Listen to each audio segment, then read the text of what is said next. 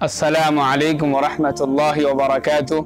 मोहतरम नाज़रीन, महराज गुज़र चुका है और महराज का जो सबसे बड़ा तोहफ़ा है वो नमाज है। नमाज की अहमियत का अंदाज़ा सिर्फ आप इस बात से लगा सकते हैं कि कुरान करीम में 80 से ज़ायद मकामात पर नमाज का हुक्म वाज़ेह तौर पर मौजूद है। और एक बंदा जब कलिमा ला इलाहा इल्लल्लाह मुहम्मद रसूलुल्लाह के ज़रिए दामन इस्लाम से वाबस्ता होता है तो उस पर सबसे पहले नमाज फ़र्ज होती है। और क़ियामत के दिन अल्लाह तबारक व तआला बंदे से सबसे पहले जिस बारे में सवाल करेंगे वो नमाज है। नमाज के एग्ज़ाम में बंदा पास है तो सारे उसका हिसाब व किताब आसानी के साथ गुजर जाएगा। नमाज के एग्ज़ाम में अगर फेल हो गया तो फिर हर जगह वो अटकता चला जाएगा। नमाज की अहमियत का अंदाज़ा इस बात से भी लगा सकते हैं कि जो चीज़ जितनी ज़रूरी होती है उसके अंदर ऑप्शन भी उतने ज़्यादा रखे जाते हैं।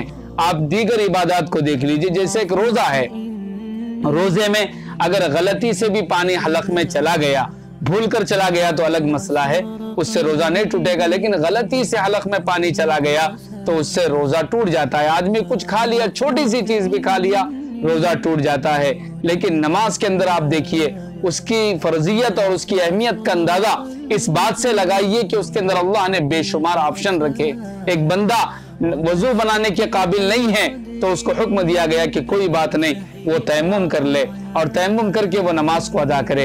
एक बंदा खड़े होकर नमाज नहीं पढ़ सकता, उसे इस बात की इजाजत दी गई कि वो बैठकर नमाज पढ़ ले।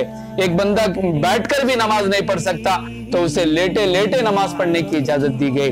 और किसी वजह से नमाज वक्त पर नहीं पढ़ सका, उसको कज़ा करने की इजाजत दी गई, लेकिन माफ नहीं किया गया। इसलिए जरूरी है कि हर हाल में हम जहां भी हों, जिस जगह भी हों, नमाज का एहतमाम जरूर करें। क्योंकि प्यारे नबी सल्लल्लाहु अलैहि वसल्लम फरमाते हैं, मन तरका सलात मुतअम्मिदन फक़द कफर। इस्लाम और कुफ्र के दरमियान जो चीज आड़ है वो नमाज है। नमाज पढ़ेगा बंदा इस्लाम पे बाकी रहेगा। इसलिए महबूब सुबहानी कुतुब रब्बानी सिफत यज़दानी शेख अब्दुल कादिर जीलानी रहमतुल्लाहि अलैह अपनी मारिकतुल आरा किताब गुनियतुत तालिबीन में लिखते हैं कि बेनमाजी को मुसलमानों के कब्रिस्तान में दफन ना करो कि कहीं ऐसा ना हो कि उसकी वजह से दूसरों पर अजाब ना आ जाए। इसलिए नमाज का एहतमाम बेहद लाजमी और जरूरी है।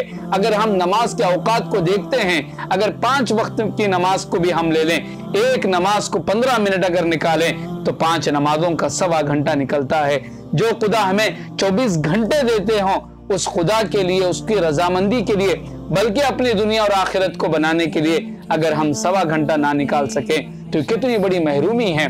प्यारे नबी सल्लल्लाहु अलैहि वसल्लम नमाज की फजीलत को बयान करते हुए फरमाते हैं कि जो बंदा अच्छी तरह वजू करे और फिर उसके बाद सही रुकू और सजदे के साथ नमाज अदा करे, अल्लाह ताला इस बात की जिम्मेदारी लेते हैं कि उसकी बख्शिश करेंगे और उसको जन्नत में दाखिल करेंगे।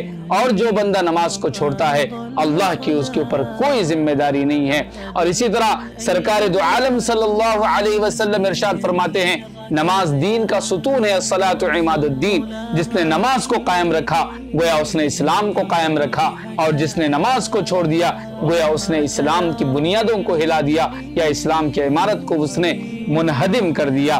नमाज की अहमियत और उसकी फजीलत को समझने के लिए इतनी बात काफी है। सरकार फरमाते हैं कि जो बंदा नमाज का एहतमाम करता है अल्लाह पाक सबसे पहले जो उसका मसला हल करते हैं उसके रोजी के मसाइल को हल करते हैं। इसीलिए नमाज के एहतमाम से अल्लाह पाक दुनिया भी और आखिरत भी बनाते हैं। इसलिए ईमान वाला होने की हैसियत से, एक बिलीवर होने की हैसियत से वाकई महराज का सबसे बड़ा जो तोहफा है नमाज, उसकी कदरदानी की जरूरत है। अगर हम स्कूल में, कॉलेज में, मदरसे में कोई मोमेंटो हमें मिलता है, कोई तोहफा हमें मिलता है, हम उसको संभाल कर रखते हैं और आने वाले घर को जो विजिटर्स या मेहमान आते हैं उनको हम बताते हैं कि इस मोमेंटो को या इस इनाम को मैंने फला वक्त में जीता था।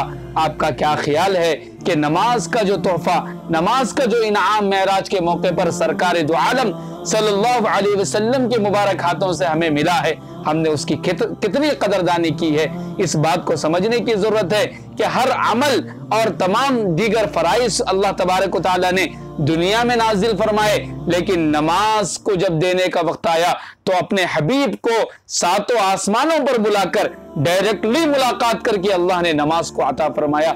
اس کے باوجود ہم نماز چھوڑتے ہیں۔ آپ تھوڑا سوچ کر دیکھیں شیطان کا آخر کیا قصور تھا؟ شیطان نے کوئی زنا کیا تھا، کوئی بدکاری کی تھی، کسی کا حق چھین کے کھایا تھا، یا کسی کے ساتھ کوئی بدتمیزی کی تھی؟ کچھ نہیں۔ اللہ نے کہا شیطان کو سجدہ کر، شیطان نے کہا کہ میں سجدہ نہیں کروں گا۔ ایک سجدے کے انکار کرنے سے اللہ نے شیطان کو قیامت تک کے لیے مردود کیا۔